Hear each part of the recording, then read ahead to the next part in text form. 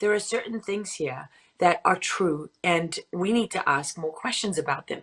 For example, when Putin says that he's going to rid the Ukrainian military of its Nazis, and we all jump up and down and say, oh my gosh, you know, that's not true, because look at all the hundreds of thousands of Jewish victims of the Holocaust. Well, absolutely, there were hundreds of thousands of Jewish victims of the Holocaust. And you know what? They weren't just killed by Germans.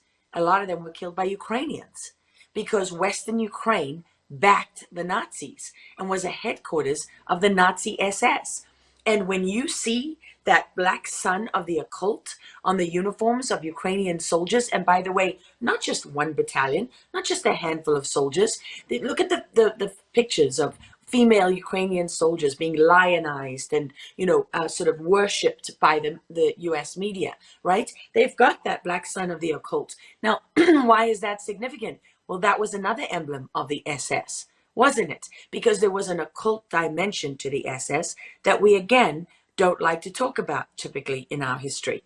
And why is that significant? Well, go to the Azov battalion in the Ukrainian military that is funded by the United States and by NATO. Not only do they have the black occult as the background of their logo, but they have the sideways lightning symbol of the Nazi SS. So these are not, you know, random things. They're not arbitrary. They go to the foundational core of who this unit is. And I love how Jen Psaki and the media and all these other puppets love to say, oh, well, it's just one unit.